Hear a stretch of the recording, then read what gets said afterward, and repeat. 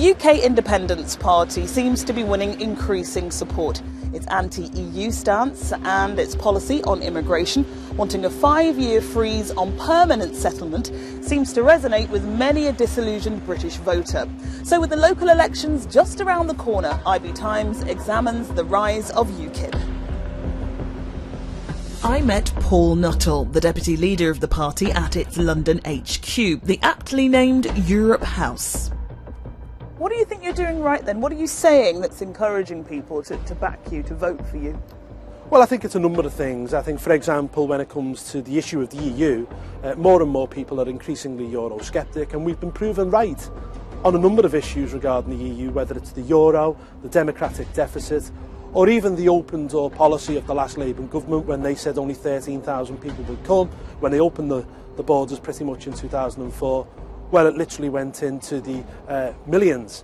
But also, I think we've become more professional. I think we've got our structures right. I think we're getting our domestic policies out there, and people are realising that UKIP just isn't a single issue pressure group. UKIP is a fully fledged political party with a whole raft of policies. Some don't buy it. Take controversial newspaper columnist Peter Hitchens. UKIP is a nuisance party. As with almost all such parties, it exists on the fringes of politics. It has no hope of power.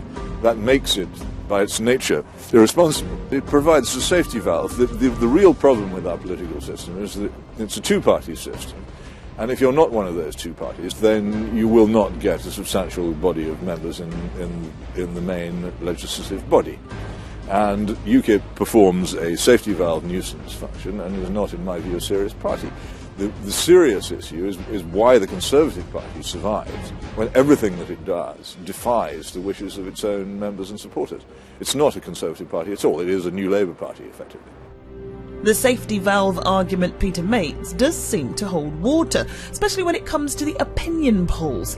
Here's what the head of one of Britain's leading online market research agencies, YouGov, had to say about UKIP's popularity. It's attracting support for people who also feel strongly about immigration, and more widely, people who are right of centre are unhappy with the performance of the Conservative government. UKIP is getting the kind of right of centre protest vote that 20 years ago, when the Conservatives were last in power, used to go to the Liberal Democrats. But because the Lib Dems are now in the coalition government, they're not getting those protest votes. They've got to go to somewhere, they're going to UKIP. The control of immigration is at the forefront of British people's minds right now.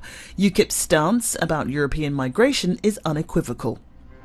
Basically, Brussels dictates the freedom of movement to people, and whilst we're part of the European Union, there's nothing we can do about it. The only way we're going to do something about it is by coming out of the European Union itself, and then we can control our own borders. And quite frankly, I think that would make economic sense for this country. People's worries seem to be borne out in the opinion polls. But the issue of immigration is symbolic of a much deeper malaise. People are worried, they're pessimistic about Britain's future, they're scared. And immigration is an issue that touches those scares and that fear. And so immigration is a symbolic issue as much as it's a real issue. Fringe or frontline? Over 1,700 candidates will stand for UKIP in the England and Wales local elections, the most it's ever fielded, 3 times of that in the 2009 elections. The party's expectant.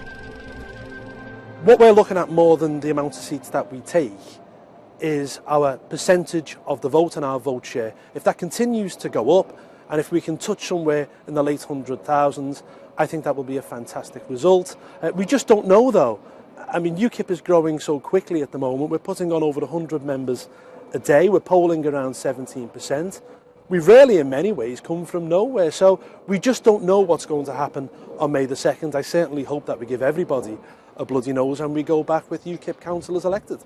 A normal Conservative voter who's unhappy with the government, who wants to cast a protest vote, can do it safe in the knowledge that that vote is not going to deliver a Labour government at Westminster, well, has the opportunity in by-elections, in local elections, in European Parliament elections, to register that protest vote. So that will deliver UKIP some council seats. I'm sure they will claim it as a great triumph. I think they will be wrong to claim it as a great triumph, but the Conservatives will be right to be pretty worried about the impact of UKIP on the Conservatives' core vote.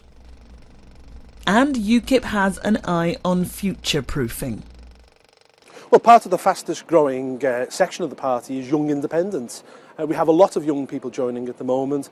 We have societies now at universities. Many of our MEPs go and speak to these societies and speak at universities. And we have a bit of a recruitment drive to get younger people in, because I'll be perfectly honest with you, when I became the chairman in 2008, we were an elderly party. I think the average age of the membership was around 70.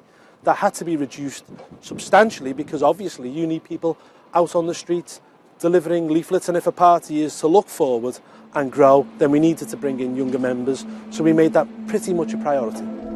But is that youthful ambition reflected in the makeup of UKIP's voters? If you look at a run of polls and get some pretty robust and large numbers, we find that the average UKIP voter is more likely to be a man than the average Conservative voter, is more likely to be over 50 than the average Conservative voter, and is more likely to have a below average income than the Conservative voter. It is, if you like, typically the not very well off male middle-aged person who used to vote Conservative who's now increasingly turning to UKIP. Handing local people more power to bring councils to account is another crusade. And I think the big scandal out there is chief executives' pay. You know, there are around 10 chief executives in this country of councils who are paid more than Barack Obama. There are around 40 who are paid more than David Cameron. These are where the cuts need to happen, not to frontline jobs. And we also believe in direct democracy. We want to trust the people, and enough people sign a petition, it goes to the council, and it will trigger a local referendum. So if you don't want that wind farm built on your doorstep, you can do something about it in your local community. Is there really a political earthquake in the offing, as UKIP would have us believe, or will it just be an inconsequential tremor? You know, this year is the local elections, and we're expecting to do very, very well indeed. Next year is the European elections, which we're projected to go on and win, and we could send over 20 MEPs back to Brussels, which means that the majority of British MEPs in the European Parliament will be people who want to get out. And then I think the most important months for UKIP are the next 6 months after the European elections, where we have to get ready for that general election, and we have to fill every single seat with a UKIP candidate, because we have a duty. We have a duty to every single person in this country to give them the opportunity to go out and vote UKIP. And look, if we win those European elections, and we're still polling around 17–18%, come the general election, we get on the leaders' debate, all bets are off. The party's taken the main share of the protest vote from the Liberal Democrats, and they're encroaching on traditionally Labour heartlands. But perversely, the very differences in the voting systems, proportional representation for the European Parliament elections and first past the post for British elections, could completely obliterate UKIP's hopes altogether. The worry is that in seat after seat, UKIP will pick up 3,000, 4,000, 5,000 votes that would mostly go otherwise to the Conservatives, and that as a result of the Conservative vote eroding to UKIP, those seats will be won by Labour or the Liberal Democrats. In other words, the UKIP might have a big impact at the next general election without winning a single seat itself. And the better UKIP does, the greater the chance that we'll have a Labour-led government after the next election. In other words, and here's, if you like, the ultimate paradox, the more people vote for UKIP, the more likely it is that Britain will have a pro-European government after the next general election. Though some commentators believe the very voters UKIP want on side could pop the party's balloon and bring its very steep ascent to an abrupt halt, there's no doubt an awful lot can happen between now and 2015 in what's clearly the fastest moving political landscape Britain's seen for decades.